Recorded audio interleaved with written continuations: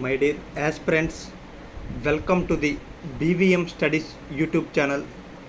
మనం గత క్లాసుల్లో శాతవాహనుల యుగానికి సంబంధించి మత పరిస్థితులు అనేవి చూస్తున్నాం. ఆ మత పరిస్థితుల్లో భాగంగా మనం బ్రాహ్మణ మతం శాతవాహనుల కాలంలో ఏ విధంగా ఉంది అనేది చూసాం.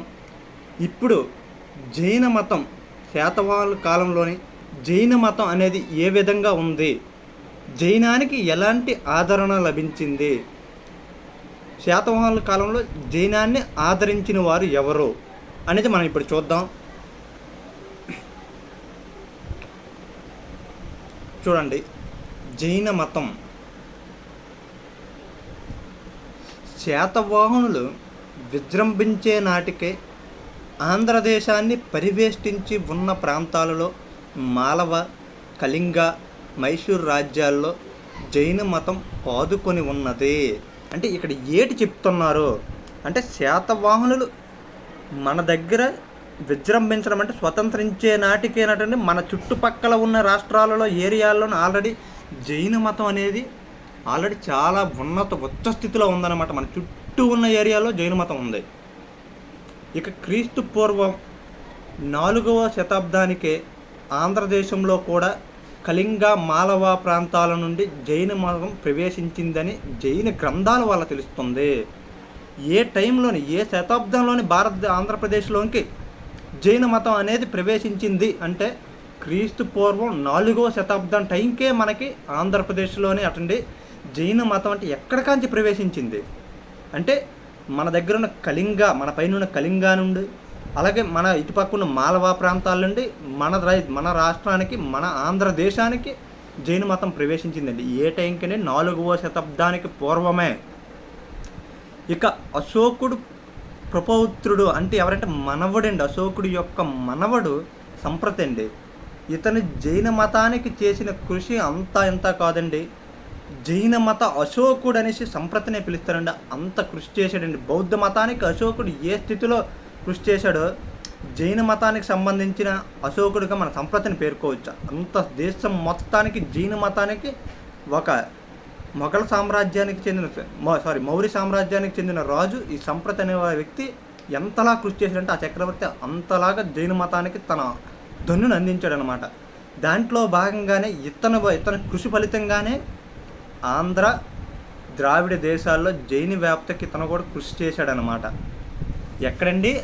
ఆంధ్ర, ద్రావిడ అంటే నేటి తమిళనాడు, కర్ణాటక, కేరళ, ఈ మన ద్రావిడ ప్రాంతంలో మొత్తం కూడా జైన మతం ఉనికిని నిలబెట్టిన రాజు ఎవరని చెప్పుకోవాలంటే మనకి అది సంప్రతి అండి.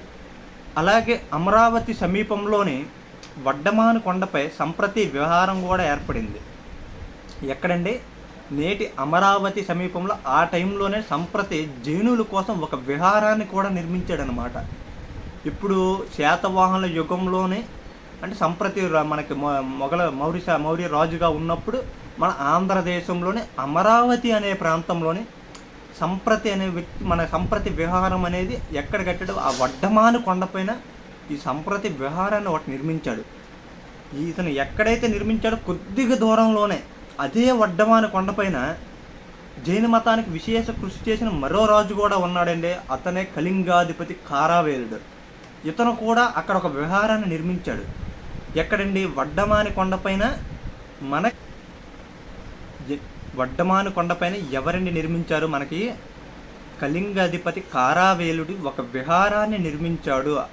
ఇది నిర్మించినట్టుగా మనకి ఎలాగంటే ఇటీవలే దొరికిన శాసనం వల్ల తెలుస్తుందన్నమాట. ఒక శాసనం అదే వడ్డమాను కొండ మీద దొరికిందండి.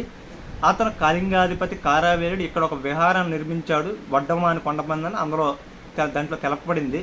ఆ విహారం పేరు ఏం పేరంటే మహామేఘవాహన విహారం. ఏంటండి అది?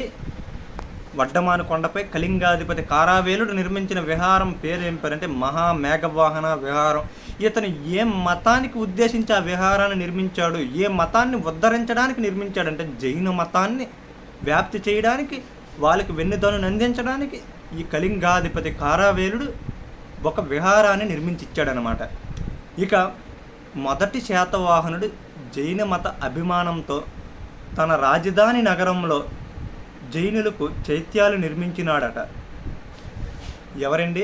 మొదటి శాతవాహనుడు మనకి జైన మత అభిమాని అనేసి మనం చాలా సందర్భాల్లో చెప్పాం. పురాణాలు పేర్కోపోవడానికి కారణం కూడా ఇదే అయ్యి ఉండొచ్చు అనేసి కూడా చెప్పాం. ఇతని పేరు పురాణాలు పేర్కోలేదు కాబట్టి ఇదే కారణం అయ్యి ఉండొచ్చు కానీ మన కథ క్లాస్లో మనం డిస్కస్ చేసాం. ఇక్కడ ఈ మొదటి శాతవాహనుడు ఈ జైన మతాన్ని అభిమానిస్తారు, జైన మతాన్ని తీసుకున్నాడు కాబట్టి ఇతను కూడా చాలా జైన చైత్యాలు, జైనులకు సంబంధించిన చైత్యాలు, విహారాలు కూడా ఇతను కూడా నిర్మించాడు. కానీ ఈ యుగంలో బౌద్ధం బహుళ ప్రజాదరణ పొందడం వలన బహుళ జైనుల్లో దిగంబరత్వం వంటి కఠిన ఆచారాల వల్ల జైనం విశేషంగా వ్యాపించలేదు. మరి మొదటి శాతవాహనుడు జైన మత అభిమాని, సంప్రతి కృషి చేశారు. అలాగే మన కళింగాధిపతి కారావేలుడు కూడా జైన మతాన్ని పోషించాడు. కానీ ఆంధ్రప్రదేశ్లో బౌద్ధ మతం విస్తరించినంతగా, బౌద్ధ మతం ఒక ఉద్యమంలాగా వ్యాపించినంతగా జైన మతం మాత్రం వ్యాపించలేదండి. దానికి కారణం ఏటి చేసుకోవచ్చు అంటే, ఇక్కడ జైనుల్లో దిగంబరత్వం అంటే వాళ్ళు అలా ఆచార వ్యవహారాలు ఏంటంటే చాలా కఠినంగా ఉంటాయన్నమాట. అలాంటి పాటించడం కొద్ది వరకు బౌద్ధంతో కంపేర్ చేస్తే జైనం కొద్దిగా అక్కడ పాటించే ఆచారాలు అనేవి చాలా కఠినం అనమాట. బౌద్ధం అయితే కొద్దిగా లిబరల్గా ఉంటుంది, అందరూ అనుసరించే విధంగా ఉంటుంది. అది కూడా ఒక ప్రధాన కారణం అన్నమాట. జైన మతం మన ఆంధ్రదేశంలో సక్సెస్ కాలేకపోవడానికి అది ఒక ప్రధాన కారణం అయ్యి ఉండొచ్చు అనమాట. ఇక అయితే క్రీస్తు శకం ఆరంభంలో సుప్రసిద్ధుడైన జైనాచార్యుడు కొండ కుందాచార్యుడు అండి. క్రింది అడుగుతారండి, కొండ కుందాచార్యుడు అనే వ్యక్తి ఏ మతానికి చెందిన వ్యక్తి? శాతవాహనుల కాలంలో ఉన్న కొండ కుందాచార్యుడు ఏ మతానికి సంబంధించిన వ్యక్తి అని అడిగితే మీరు జైన మతానికి సంబంధించిన వ్యక్తి అని పెట్టండి. ఇతను క్రీస్తు శకం ఆరంభంలో అండి. ఇప్పుడండి ఏ టైం కాంచి ఏ టైం వరకు ఇతను ఉన్నాడు అంటే క్రీస్తు పూర్వం 50 నుండి క్రీస్తు శకం 50 వరకు ఇతను టైం పీరియడ్. ఈ 100 సంవత్సరాల మధ్యకాలం ఇతను జన్మించి ఉన్నాడు. ఇతను ఏ ప్రాంతంలో తన ఆశ్రమాన్ని నిర్మించుకొని మత ప్రచారానికి అనేక సిద్ధాంత గ్రంథాలు ఎక్కడ ఏ ప్రాంతంలో నుండి ఇతను, మన ఆంధ్రదేశంలో విజయనగరం ఉంది, శ్రీకాకుళం ఉంది, ఎన్ని 13 జిల్లాలు, ఇప్పుడు 26 జిల్లాలు ఉన్నాయి. ఏ జిల్లాలో నుండి ఇతను ఎక్కువగా కృషి చేసి జైన మతాన్ని ఉద్ధరించడానికి పూనుకున్నాడంటే ఏ జిల్లాలో పూనుకున్నాడంటే ఇతనండి అనంతపురం జిల్లాలో కొనకండ్లలోని ఒక ఆశ్రమాన్ని కట్టుకున్నాడండి. ఎక్కడండి? అనంతపురం, నేటి అనంతపురం జిల్లాలో కొనకండ్ల అనే ఒక ఊరు ఉంది. అక్కడ ఒక ఆశ్రమాన్ని నిర్మించుకొని జైన మత వ్యాప్తికి విశేషంగా కృషి చేశాడండి. మనకి బౌద్ధ మతాన్ని వ్యాప్తికి ఆచార్య నాగార్జునుడు ఎంతలా కృషి చేశాడో జైన మతాన్ని వ్యాప్తికి కొండ కుందాచార్యుడు కూడా శాతవాహనుల కాలంలోనే చాలా విశేషంగా కృషి చేసి జైన మత అభివృద్ధి ఇక్కడ ప్రోత్సహించాలి అనే ఉద్దేశంతో ఇతను ఒక ఆశ్రమాన్ని నిర్మించుకొని అనేక మత ప్రచార గ్రంథాలు కూడా రచించాడండి. ఇక వానిలోని ఇంపార్టెంట్ ఏంటంటే సమయసార, శ్వేతంబర, దిగంబర శాఖల వారందరికీ సమయసారం అనే ఒక గ్రంథం ఇతను రచించాడండి. ఇతను రచించిన సమయసారం అనే గ్రంథం అటండి చూడండి, అది ఎంత ఫేమస్ అయిన గ్రంథం అంటే జైనుల్లోని శ్వేతంబరులు ఒకరు, దిగంబరులు ఒకరు. దిగంబరులు ఒంటి మీద ఎలాంటి బట్టలు వేసుకోరండి. మన దక్షిణ భారతదేశంలో గోమటేశ్వరుడు విగ్రహం మీరు గమనించి ఉంటారు, కర్ణాటకలో ఉంది కదండి. అతను ఒంటి మీద నూనె పోగు కూడా ఉండదన్నమాట. నూనె పోగు కూడా ఏమీ లేకుండా బట్టలు మొత్తం విప్పేసి నగ్నంగా ఉంటాడనమాట. ఇది దిగంబర శాఖ అనుసరించే విధానంలో దిగంబరులు బట్టలు వేసుకోకుండా ఉంటారు. శ్వేతాంబరులు కొద్దిగా వీళ్ళతో కంపేర్ చేస్తే కొద్దిగా లిబరల్గానే పర్లేదు, బాగానే ఉంటారు. వీళ్ళు రెండిట్లకి కూడా ఇతను రచించిన సమయసారం అనే గ్రంథం ఎవరండి? కొండ కుందాచార్యుడు రచించిన సమయసార అనే గ్రంథం అటండి అందరికీ కూడా ఆదర్శనీయమైన గ్రంథం అంటే చాలా ప్రామాణికంగా పాటించారండి ఆ గ్రంథాన్ని. అంత క్షుణ్ణంగా కొండ కుందాచార్యుడు రచించారండి. ఇక ఆంధ్రాలో బౌద్ధ మతం అంటే శాతవాహనుల కాలంలో బౌద్ధ మతం ఏ విధంగా ఉంది అనేది ఇప్పుడు డిస్కస్ చేద్దామండి. బౌద్ధ మతం అంటే ఆంధ్ర శాతవాహనుల యుగంలో కూడా ఎటువంటి ఒక విధంగా స్వర్ణయుగం అని చెప్పుకోవచ్చండి బౌద్ధ మతానికి. అంటే ఇది రాజులు చేసిన కృషి అయితే కాదండి. దీనివల్ల ఎంత స్వర్ణయుగం అయింది ఇప్పుడు మనం చూద్దాం. అంటే రాజులు చేయకంటే ఎవరి వల్ల అయితే మరి ఎంతలాగా ఆదరణ లభించిందో మనకు తెలియాలి కదా. చూడండి, ఫస్ట్ పాయింట్లో మనం ఏంటి చెప్తున్నారంటే ఇక్కడ బ్రాహ్మణ మతానికి ఎంతటి రాజాదరణ ఉన్నా శాతవాహన ఇక్ష్వాకు యుగం దక్షిణాత్య బౌద్ధ మత చరిత్రలోనే స్వర్ణయుగం అని చెప్పవచ్చు. చూడండి, ఎవరెవరి యుగాలు అటండి, ఏ రాజ్యాల కాలంలోని దక్షిణాది అంటే మన దక్షిణ భారతదేశంలో బౌద్ధ మతానికి స్వర్ణయుగం అనేసి ఏ 2 రాజ్యాల పరిపాలన కాలాన్ని మనం వర్ణించవచ్చటండి. అంటే ఒకటి శాతవాహనులైతే, తర్వాత వచ్చిన రాజవంశం ఇక్ష్వాకులు. ఈ రెండిట్లో కూడా మనకేంటంటే బౌద్ధ మతానికి విశేష ఆధారం లభించిందండి. అందువల్ల ఈ యుగాలని ఈ 2 రాజవంశాల పరిపాలనా కాలాన్ని మనకి బౌద్ధ మతానికి స్వర్ణయుగంగా చెప్పుకోవచ్చు అనమాట. అంటే బ్రాహ్మణ మతానికి చాలా రాజులు చాలా సహకరించారు బ్రాహ్మణ మతాన్ని ఉద్ధరించడానికి. కానీ బౌద్ధ మతానికి ఎక్కడ కాంచంటే ప్రజల్లోనూ ఒక ఉద్యమంలాగా వ్యాప్తి చెందిందనమాట. అంటే అది ఎంతలాగా అంటే ప్రతి ఇంటిలో కూడా బౌద్ధం ఉన్నట్టుగా ప్రతి ఇంట్లో చొచ్చుకెళ్ళిపోయింది. ఇక శాతవాహనులు రెండో పాయింట్లో చూడండి, శాతవాహనులు చక్రవర్తులు బౌద్ధాన్ని ఆదరించలేదు. అంటే పెద్దగా ఆదరించిన వాళ్ళైతే శాతవాహనులు ప్రత్యేకంగా బౌద్ధ మతానికి కృషి చేసినట్లు మనకి ఎక్కడ పెద్దగా అయితే ఆధారాలు అయితే లేవండి. అక్కడక్కడ చిన్న మినహాయించి, బాలశ్రీ మినహాయించి శాతవాహనులు రాణులు కూడా బౌద్ధ మతాన్ని పోషించిన వారు లేరు. మరి అంటే రాజుల నుంచి ఎలాంటి పోషణ లభించలేదు. మరి ఎలాగ స్వర్ణయుగం అయ్యింది? ఎలా స్వర్ణయుగం అయిందంటే రాజులు పోషించకపోయినా ఇక్కడ ఏంటంటే ఇది వాస్తవానికి ఆంధ్రదేశంలో ఉన్నటువంటి బౌద్ధం ప్రజా ఉద్యమంగా విస్తరించిందండి. ఆ వృద్ధిలిందండి. ప్రజలేనండి తీసుకుని వెళ్ళారు బౌద్ధ మతాన్ని ఒక శిఖర స్థాయికి తీసుకుని వెళ్ళారంటే ఆనాటి ప్రజలు బౌద్ధాన్ని అంత ఆదరించారన్నమాట. అంటే రాజులు ఆదరించలేకపోయినా ప్రజలే తన భుజాల మీద బౌద్ధ మతాన్ని పోషించి బౌద్ధ మత వ్యాప్తికి విశేషంగా కృషి చేశారన్నమాట. నాటి శాసనాల వల్ల మనకి ఏది తెలుస్తుంది? వర్తకులు, పాఠక జనం, స్త్రీ జనం, అంటే వర్తకులు కానీ పాఠక జనం కానీ స్త్రీలు కానీ బౌద్ధాన్ని పోషించినట్లు మనకి బౌద్ధాన్ని వీళ్ళు ఎంతలా పోషించినట్లు మరో ఎలాగా అంటే అందరూ మన ఆంధ్రప్రదేశ్లో ఉన్న ఆ టైంలో ఉన్న అందరూ కూడా మన సాధారణ అందరూ స్త్రీలతో కలిపి ప్రతి ఒక్కరూ కూడా బౌద్ధ మతానికి స్తూపాలో విహారాలో ఎంతో కొంత ధన సాయమో ఏదో వాడు చేస్తూనే ఉన్నారండి. అందువల్ల స్వర్ణయుగం అయింది. రాజుల పోషణ వల్ల కాదండి, ప్రజల సహకారం వల్ల ఆనాడు శాతవాహనుల యుగం నాడు మనకి ఆంధ్ర బౌద్ధానికి స్వర్ణయుగంగా చెప్పుకోవచ్చు. అంటే శాతవాహనులు ఇక్ష్వాకుల యుగం 2 కలిపి మనకు ఆంధ్ర బౌద్ధంలో ఒక స్వర్ణయుగంగా గుర్తించడం అయింది. ఇక వాణిజ్య పరిశ్రమలు చూడండి, ఇక్కడ ఏంటంటే వాణిజ్య పారిశ్రామిక కేంద్రాలైన పట్టణ నగరాల సమీపంలోని రహదారుల మీద బౌద్ధ క్షేత్రాలు ఉండడం గమనించదగినది. ఎక్కడండి? ప్రతి దగ్గరండి, ప్రతి ఏరియాలో కూడా బౌద్ధ క్షేత్రం ఏర్పడిందటండి. అంటే క్షేత్రం అంటే ఒక గుడిలాగా ప్రతి దగ్గర ఒక పుణ్యక్షేత్రంలాగా ఏర్పడింది. ఎక్కడ చూసిన ఊరు రామాలయాలు ఎలాగుంటే అక్కడ ప్రతి దగ్గర కూడా అంటే బౌద్ధ క్షేత్రాలు అనమాట. అంటే ఒక గుడి లాంటివి ఏర్పడిపోయాయి. ఇది అందరికి కారణం ఎవరు? ఆనాడు ఉన్న సామాన్య ప్రజలు కాదా? ఆనాడు ఉన్న సామాన్య ప్రజలు బౌద్ధ మతాన్ని అంతలా విశేషంగా ఆదరించారనమాట. చర్మకారులతో సహా సామాన్య ప్రజానికం బౌద్ధ పట్ల శ్రద్ధ వహించినారు.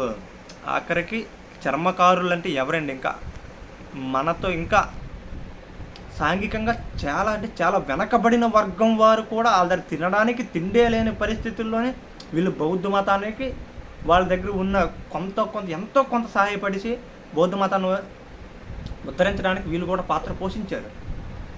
ఇక ఇంతటి ప్రజాదరణ ఉన్నందునే బౌద్ధం పట్ల శాతవాహనులు సహనం వహించి అప్పుడప్పుడు బౌద్ధ సంస్థలు పోషించారు. అప్పుడప్పుడు కొన్ని సందర్భాల్లో ఇంత ప్రజాదరణ ఉన్నప్పుడు ఏ రాజు అయినా వీళ్ళకి వ్యతిరేకంగా వెళితే రాజు మీద తిరుగుబాటు జరగదండి, జరుగుతుంది.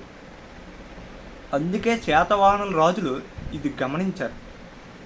ఇంతటి ప్రజా ఉద్యమం ఉన్నప్పుడు మనం కూడా కొద్దిగా మన వంతు చేతనాన్ని చేయడం చిన్న సాయం చేస్తే మన మీద ప్రజలకి గౌరవం పెరుగుతుంది అనమాట. ఆ ఉద్దేశంతో శాతవాహన రాజులు అప్పుడప్పుడు కొన్ని సందర్భాల్లోని ఏడు చేసేవారంటే ఈ చైత్య విహారాలకు కొంతవరకు దాన ధర్మాలు చేసేవారు. బౌద్ధులు కూడా కొన్నిసార్లు భూములు గట్ట దాన ధర్మాలు చేసేవారు అన్నమాట. ఇప్పుడు చూడండి, అందులోనూ మనకి చెప్పుకోదగిన పేరంటే గౌతమిపుత్ర శాతకర్ణి, మళ్ళీ అతని కుమారుడు పులోమావి బౌద్ధులకు దాన ధర్మాలు చేసినారు. అయితే ఇది ఎందుకు చేశారు అని మీకు డౌట్ రావచ్చు. ఎందుకంటే బౌద్ధం మీద వీళ్ళకి ఇష్టం ఉందా అంటే మెయిన్ కారణం ఏమై ఉండొచ్చు అంటే ఏంటండి, చూడండి, దానికి మెయిన్ కారణం ఏంటంటే అది రాజకీయ కారణాల దృష్ట్యా వీళ్ళు బౌద్ధ మతానికి కొంతవరకు సాయం చేయాల్సి ఏర్పడింది అన్న పరిస్థితి ఏర్పడింది. ఇందువల్లటండి రాజకీయ కారణాల దృష్ట్యా వీళ్ళు బౌద్ధ మతానికి కొద్ది వరకు హెల్ప్ చేశారనమాట. ఇక యజ్ఞశ్రీ శాతకర్ణి నాగార్జునుని పోషించినాడని ఇతిహాస్యం. అది ఎంతవరకు అయితే వాస్తవమేనండి. చైనాలో గ్రంథాలు బట్టి తెలుస్తుంది. అలాగే మనకి బాణుడు అర్ష చరిత్రలో త్రిసముద్రాధీశ్వరుడు అనే వ్యక్తి మనకి నాగార్జునుడు పోషించినాడని బాణుడు చెప్పాడు. అలాగే మన చైనా గ్రంథాల ద్వారా ఇది వరకు ఇతిహాస్యం అయితే మన బిఎస్ఎల్ హనుమంతరావు గ్రంథాలు మన సార్ పుస్తకాలు అయితే ఇది ఒక ఇతిహాస్యం అని రాశారు. అది 100% వాస్తవం కాదు అన్నట్టుగా రాశారు అనమాట. శ్రీ విజయ శాతకర్ణి శాసనం ఇటీవలే నాగార్జున కొండలో దొరికింది, కానీ అది అసంపూర్ణమైనది. ఇది మీకు తెలిసిందేనండి. ఇక బౌద్ధం భౌగోళికంగా విస్తరిస్తూ స్థానిక ఆచారాలతో సమాధానం పడినందున బౌద్ధంలోనటండి విభేదాలు ఏర్పడి సంఘం విడిపోవడానికి కారణమై ఉంటుంది. ఇక బౌద్ధంలో కూడా ప్రతి మతంలో కూడా కొన్ని పరిస్థితుల దృష్ట్యా విభజన జరుగుతుంది. ఎందుకంటే రెవల్యూషనలిస్ట్స్ అనే వ్యక్తులు ఎవరు విప్లవాలు సృష్టించే వ్యక్తులు ప్రతి మతంలోనూ ఉంటారు. వాళ్ళు కొన్ని పరిస్థితుల దృష్టి ఏంటంటే ఆ మతంలోని ఏదైనా లోపాలు ఉంటే వీళ్ళు గొంతెత్తి కొత్త మతానికి ఆ మతంలోనే విభజనకు దారి తీస్తాయి అన్నమాట పరిస్థితులు. ఇందులోనూ కూడా బౌద్ధ మతంలో కూడా ఏంటంటే మనకి 2వ సంగీతలోని విభేదాలు ఏర్పడ్డాయి అన్నమాట. విభేదాలు ఏర్పడి తేరావాదులు మహాసాంఘికులుగా విడిపోయారన్నమాట. వీళ్ళలో కూడా విభజన జరిగింది. ఎప్పుడు జరిగింది విభజన అంటే 2వ బౌద్ధ సంగీతలోని మనకి విభజన జరిగిందనమాట వీళ్ళ కాలంలోనే. అలాగే తేరావాదులు అటండి, ఈ తేరావాదులు మనం ఎలాగంటే సనాతులుగా చెప్పుకోవచ్చు. సనాతనులు అంటే ఎవరండి మీకు తెలిసి ఉండాలి. మరి తెలుగు మీద కొద్ది పట్టు అనేది మనకు ఉండకపోతే మనం చదివింది ఏంటంటే కంఠస్థ అయిపోతుంది అనమాట. ఆ కంఠస్థ అవ్వకూడదు అంటే మీకు తెలుగు మీద కొద్ది పట్టు ఉండాలి. అప్పుడు మనం ఈ క్లాసు మీరు ఏదైనా పుస్తకం చదివితే మీకు ఏం అర్థమైంది ఇతరులకు చెప్పే స్థితిలో మీరు ఉంటే అది కంఠస్థ కానట్టుగా అనమాట. మీరు ఎంతవరకు అర్థం చేసుకున్నారనేది దాన్ని బట్టి మీకు ఉంటుందని. ఇప్పుడు చూడండి, తేరావాదులు సనాతనులు అని చెప్పవచ్చు. సనాతనులు అంటే ఎవరు కాదండి, ఆచార వ్యవహారాలు ఎవరైతే కట్టుదిట్టంగా పాటిస్తారో అంటే ఎలాంటి మార్పును కోరుకోరో వారేనండి సనాతనులు. ఇక ధాన్యాకటకం అటండి ప్రథమ నుండి అంటే మొదటి నుంచి మహాసాంఘిక కేంద్రమయ్యింది. ధాన్యాకటకం అంటే ఏంటండి, మన అమరావతిని అప్పుడు ధాన్యాకటకం అని పిలిచేవారు. ఇది ప్రథమ నుండి కూడా మొదట్లో నుంచి కూడా అంటే ఇక్కడ ఏనాయానము మహాయానము ఇలాగ తర్వాత వచ్చాయి అవి. తేరావాదం ఇక్కడ అంత గబ్బేలు లేదు. ఫస్ట్ కానించి కూడా ఇక్కడ మహాసాంఘికుల కేంద్రంగా మన ధాన్యాకటకం నిలిచిందనమాట. అమరావతి శాసనాల్లో చైత్యకుల ప్రస్తావన ఎక్కువ, అందుచేత మహాసాంఘికులకే చైత్యకులని స్థానిక నామమై ఉంటుంది. ఇక అమరావతి శాసనాల్లో మనకి కొన్ని వరకు ఏంటంటే చైత్యకుల ప్రస్తావన కనబడుతుంది. అమరావతి అక్కడ శాసనాల్లోనే ఇక్కడ చైత్యకులు అనే వ్యక్తులు ఉన్నారు. అంటే మన ఆంధ్రాలోని కొద్ది వరకు సెక్టర్స్ విభజితం అయ్యాయండి. బౌద్ధంలో కూడా ఇక్కడున్న పరిస్థితుల దృష్ట్యా ఒక్కొక్క దగ్గర ఒక్కొక్క మత వ్యవహారం. బౌద్ధం మొత్తం యావరేజ్గా కనిపిస్తే అది మొత్తం బౌద్ధమే. కాకపోతే చిన్న చిన్న విభేదాలు అనమాట, చిన్న చిన్న ఆచార వ్యవహారాల్లో తేడాలు ఉండి మన బౌద్ధంలో కూడా ఇక్కడ ఉన్నాయి. ఇక్కడ ఈ చైత్యకులైతే ఎవరైతే మన శాసనాల్లో పేర్కొన్న చైత్యకులే మనము వీళ్ళు మహాసాంఘిక శాఖకు చెందినవారు. వీళ్ళే మహాసాంఘికులు అయ్యి ఉంటారు. అంటే మహాసాంఘికులకి ఆంధ్రాలో పేరు ఏం పేర్లు అంటే చైత్యకులు అని పిలిచేవారు అని మనం గుర్తుపెట్టుకోవాలన్నమాట. ఇక బుద్ధుని కట మొదటిసారిగా లోకోత్తర గుణాలను ఆపాదించిన వారు చైత్యకులే. లోకోత్తర గుణాలు అంటే ఏంటండి అంటే ఇంచుమించు దేవుడు అనమాట. గౌతమ బుద్ధుడికి దేవుడు అవతారాలు, దైవం యొక్క స్వరూపమే గౌతమ బుద్ధుడు అనేసి మనకి ఎలాగంటే తెలుస్తుందంటే, ఈ మొట్టమొదటిసారిగా అప్పటి వరకు మనిషిగా భావించారు బుద్ధుడిని. గౌతమ బుద్ధుడిని ఎలాగంటే ఒక మామూలు మానవుడే, అతను మనకి ఇది బోధించాడు. కానీ ఈ మహాశాంఖికి చైత్యకులు గౌతమ బుద్ధుడిని ఎలా తీసుకుని వెళ్ళిపోయారంటే, ఒక పురాణ పురుషుడు మన రాముడు, అలాగే మనకి శ్రీకృష్ణ పరమాత్ముడు ఎలా ఉన్నాడో వాళ్ళతో సమానంగా గౌతమ బుద్ధుడు కూడా ఒక దేవుడుగా భావించిన వ్యక్తులు ఈ చైత్యకులు అనమాట. లోకోత్తర గుణాలను అతనికి ఆపాదించారనమాట. ఈ నూతన భావం ఫలితంగానే, అంటే ఇలాగ వచ్చిన ఇలాంటి భావం ఫలితంగానే బోధి వృక్షం, ధర్మచక్రం, సింహాసనం, త్రిరత్న, చైత్యం మొదలైన బౌద్ధ చిహ్నాలను ఆరాధించడం ప్రారంభమైంది. ఎప్పుడైతే అతను దేవుళ్ళ భావించారో అతను వాడిన వస్తువులు అన్నీ కూడా ఇకన అందరికీ కూడా పూజనీయమైపోయాయి. అతను అతను ఎక్కడెక్కడ నివాసం ఉన్నాడో ఆ బోధి వృక్షం, ధర్మచక్రం, త్రిరత్నం, చైత్యం ఇకనన్నీ కూడా ఒక గుళ్ళ తయారైపోయాయి అన్నమాట. వీళ్ళకి ఒక పూజనీయ వస్తువులా తయారయ్యి చైత్య అలంకరణ, చైత్యక వాదుల యొక్క ముఖ్య లక్షణం. అంటే ఆ చైత్యాల యొక్క అలంకరణ అంటే గుళ్ళు అనమాట. మనకి నేటి ఎలాగైతే మనకి రాముల వారికి, విష్ణుమూర్తికి ఇలా గుళ్ళు అయితే ఎక్కడెక్కడైతే మనకున్న శివాలయాలు గట్రా ఉన్నాయో, చైత్యాలు అంటే ఆనాడు గుళ్ళు, బౌద్ధానికి సంబంధించిన గుడి. ఆ గుడిలోని పూజలు చేయడం కూడా వీళ్ళు కూడా ప్రారంభించారు. ఎందుకంటే ఇక్కడ ఉన్న లక్షణాలు తగ్గట్టు ఆచార వ్యవహారాలు వాళ్ళు కూడా మార్చుకున్నారనమాట. ఇక ఈ విధంగా నైతిక ప్రవర్తనపై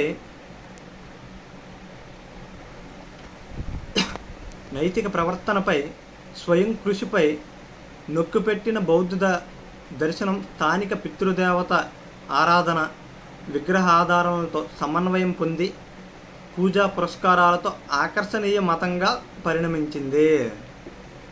ఈ పాయింట్లో ఏది చెప్తున్నారు అంటే, బౌద్ధం ఇంచుమించు ఎలాగంటే కొద్ది వరకు మన హిందూ మతానికి అనుగుణంగా చిన్న ఇక్కడ ఉన్న పరిస్థితుల దృష్ట్యా చిన్న మార్పులు చేసుకునేది అనమాట. ఎలాగంటే చిన్న మార్పులు మనకి వీళ్ళు కూడా ఇక్కడ ఉన్న వాళ్ళందరూ, ఎందుకంటే బౌద్ధానికి ఎంత ఆదరణ ఉంది కాబట్టి చిన్న మార్పులు చేసుకుంటే మరింత జనాదరణ ఆకర్షించవచ్చు. ఆ ఉద్దేశంతో ఇక్కడ కూడా మన హిందూ మతంలో ఉన్న చిన్న పూజా కార్యక్రమాలు మన హిందూ మతంలో ఉన్నవండి అవి. ఈ మతంలోని మెల్లగా బౌద్ధ మతంలో కూడా ఈ విగ్రహారాధన, పితృదేవత ఆరాధన, ఈ పూజా పురస్కారాలతో కూడా ఇది ఆకర్షణీయ మతంగా దీంట్లోకి వెళ్తే బాగానే ఉంటుంది. ఈ మతం కూడా ఇంచుమించు మన హిందూ మతం లాంటిదని, కాకపోతే ఇందులోకి వెళ్తే ఇంకా ఎందుకంటే మన అందరం ఒక్కటే అనే భావన ఉంటుంది. ఈ మతాన్ని తీసుకోవడం బాగుంటుందనే ఉద్దేశంతో చాలామంది ఈ మతాన్ని తీసుకోవడం జరిగింది.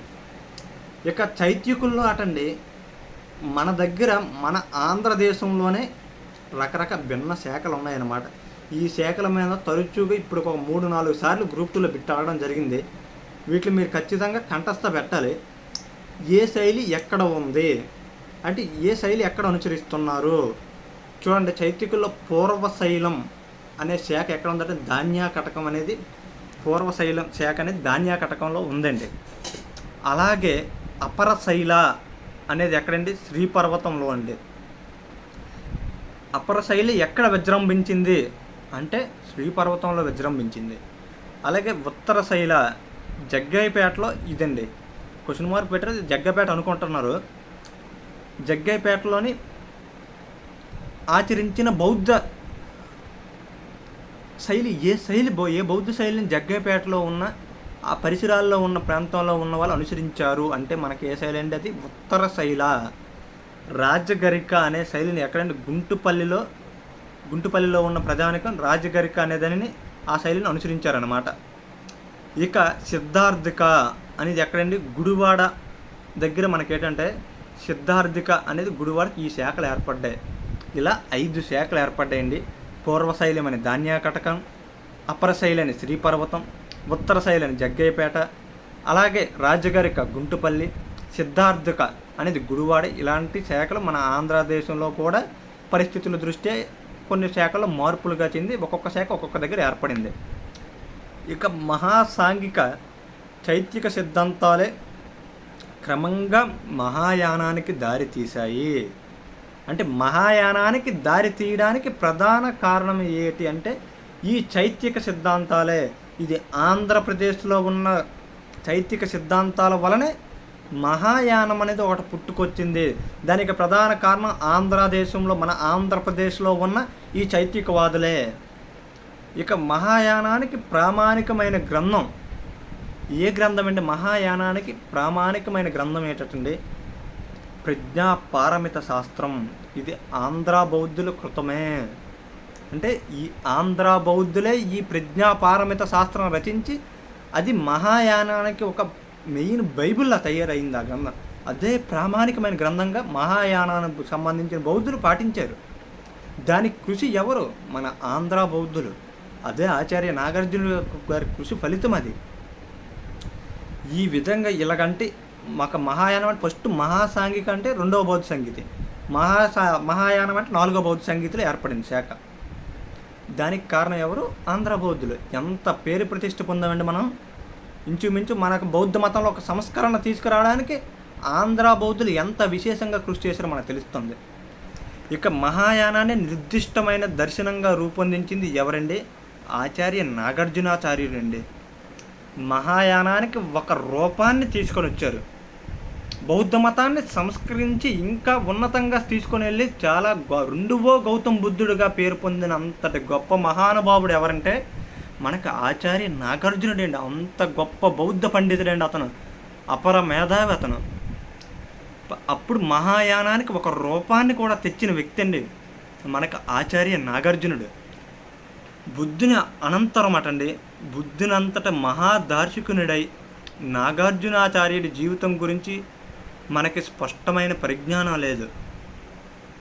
మనకి ఇక్కడ ఏంటంటే చిన్న దౌర్భాగ్య పరిస్థితి, గౌతమ బుద్ధుడితో సరి సమానం అంతటి గొప్పవాడైన ఆచార్య నాగార్జునుడి గురించి మనకు తెలుసుకోవడానికి మన దగ్గర ఆధారాలు పెద్దగా లేవండి. ఆచార్య నాగార్జునుడు ఒక వ్యక్తి ఉన్నాడు, ఇలా అతను సేమ్ గౌతమ బుద్ధుడు అంతటి వ్యక్తి, అతనికి ఎంతో పేరు ప్రతిష్ఠ దక్కాల్సిన వ్యక్తి గురించి మన ఏ గ్రంథాల్లో కూడా స్పష్టంగా మనకు పరిజ్ఞానం లేకపోవడం వల్ల అతనికి అంత గొప్ప పేరు ప్రతిష్ఠ కూడా లభించలేదండి. ఎందుకంటే గౌతమ బుద్ధుడు ఎంత అయితే దైవంతో సమానం, ఆచార్య నాగార్జునుడు కూడా అంతే దైవంతో సమానమండి. ఇతను కూడా బౌద్ధ మతానికి విశేషంగా కృషి చేసిన వ్యక్తి. చూడండి, ఇతడు ఎక్కడ జన్మించాడు అనే దానికి జన్మవాదంలో కూడా ఇతని వాదనలో కూడా, ఎందుకంటే సరైన పరిజ్ఞానం లేకపోవడం వల్ల ఇతనులో కూడా మనకేంటంటే భిన్న వాదనలు ఉన్నాయి. ఇక్కడ ఈ ప్రాంతంలో జన్మించాడు, ఆ ప్రాంతంలో జన్మించాడు అనేసి. చూడండి, ఇతను విదర్భవాసి అనేసి కొంతమంది అంటారు, కొందరు కాంచీపురం ఇతని జన్మస్థలం అనేసి, ఇలా వివాదాలు అయితే ఉన్నాయి. కానీ మనకి ఒక గ్రంథం దొరికిందనమాట. ఆ గ్రంథంలోని ఒక ఆధారం అయితే ఉంది. ఆ గ్రంథం ఏ గ్రంథం అంటే లంకావతార సూత్ర అనే గ్రంథాన్ని అనుసరించి ఇతను ఎక్కడ జన్మించాడు అంటే అండి, దక్షిణాపదంలోని వేదలి ఇతని జన్మస్థలం అండి. ఆచార్య నాగార్జునుడి యొక్క జన్మస్థలం లంకావతార సూత్ర అనే గ్రంథాన్ని అనుసరించి ఏ ప్రాంతమై ఉంటుందటండి? వేదలి అనే గ్రామము ఆచార్య నాగార్జునుడి యొక్క జన్మస్థలంగా మనకు లంకావతార సూత్ర అనే గ్రంథం నిర్ణయించింది. తెలుగు బ్రాహ్మణుల్లో చాలామంది వేదల వాళ్ళు ఉన్నారు. అంటే ఇప్పుడు వేదలి అనే ప్రాంతం ఎక్కడ ఉందండి? అదే మన ఆంధ్రదేశంలో ఉంది. ఎందుకంటే బ్రాహ్మణులు చాలామంది మన తెలుగు బ్రాహ్మణులే వేదల వాళ్ళు ఉన్నారు. ఈ వేదలి అనేది తర్వాత చైనాలో ఒక ప్రచారం వచ్చిందనమాట. ఇతను ఎక్కడ జన్మించి ఉంటాడనేసి, ఏ ప్రాంతంలో వేదలు ఉండొచ్చటంటే చైనాలో ప్రచారం ప్రకారం, ఎక్కడ ప్రచారం అనేది చైనాలో ఉన్న ప్రకారం సాంప్రదాయం ప్రకారం, అక్కడ ఒక సాంప్రదాయం ఉందండి, ఇతడు శ్రీపర్వత ధాన్యాకటకాలకు మధ్యనున్న గ్రామంలో జన్మించాడు. అంటే ఇప్పుడు ఇతను నిజంగా పైన విదర్భవాసి కాదు, కాంచీపురం వాసి కాదు, ఇతని జన్మస్థలం ఆంధ్ర అనేది మనం నిర్ణయించడం జరిగింది. ఎలా చైనాలో ఉన్న సాంప్రదాయం, అలాగే మన వేదల వారు మన తెలుగులో చాలామంది, మన దగ్గర వేదలు అనే గ్రామం ఉంది. అలాగే లంకావతార సూత్ర అనే గ్రంథం ప్రకారం వేదలి మందేని. అలాగే చైనాలో ఉన్న ప్రచారం ప్రకారం ఇతని జన్మస్థలం ఎక్కడంటే శ్రీపర్వతం ధాన్యాకటకాల మధ్యలో ఉన్న గ్రామంలో జన్మించాడని రాశారు. అదే వేదలి, అక్కడే వేదలు ఉంది. ఇక ఇతని బాల్యంలోనే వేదంగాలు విద్యలను అభ్యసించి బౌద్ధ మతాన్ని స్వీకరించాడు. ఇతను ఏంటంటే బాల్యం నుండే, చిన్నతనం నుండే మనకు నాగార్జునాచార్యులు ఏంటంటే వేదాంగాలను అధ్యయనం చేసిన మన పురాణాలన్నీ కూడా చదివేసి అందులో స్పష్టమైన పరిజ్ఞానం పెంపొందించి చాలా విద్యలు నేర్చుకొని తరువాత బౌద్ధ మతాన్ని స్వీకరించారనమాట. దీంతో ఈరోజు మనం ఈ క్లాసు ఇంతటితో ముగిద్దాం. తర్వాత క్లాసులోని ఆచార్య నాగార్జునుడికి సంబంధించి వివరణ పూర్తిగా అందించి బౌద్ధ మతం నెక్స్ట్ కంప్లీట్ చేద్దాం. మీకు మన క్లాస్ అనేది గ్రూప్ 1 మెయిన్స్ ఆన్సర్ రైటింగ్లో కూడా మీకు పనికి వస్తుందండి. అలాగే గ్రూప్ 2లో నుంచి మనకి బిఎస్ఎల్ హనుమంతరావు సార్ పుస్తకం ఎంత బైబిల్ లాంటి ప్రామాణికమైన పుస్తకం కదండి, ఆ పుస్తకంలో ఒక్క పాయింట్ కూడా మీకు వదలకుండా ఒక్క మార్కు కూడా మీరు మిస్ అవ్వకూడదనే ఉద్దేశంతో క్లాస్ని చాలా క్షుణ్ణంగా చెప్తున్నామండి. దయచేసి గమనించగలరు. ఎవరైతే సీరియస్గా ప్రిపేర్ అవుతున్నారో వారికి మన క్లాస్ గురించి తెలియచేయండి. వారికి మనం ఫ్రీగా ఈ క్లాస్ అందించడం ఉద్దేశం ప్రధాన కారణం. అలాంటి వ్యక్తులకి ఇది ఉపయోగపడాలి అనే ఉద్దేశంతో ఫ్రీగా ఈ క్లాసులు అందిస్తున్నాం. దయచేసి వాళ్ళకి మాత్రం తెలియచేయండి. ఓకే, ధన్యవాదాలు.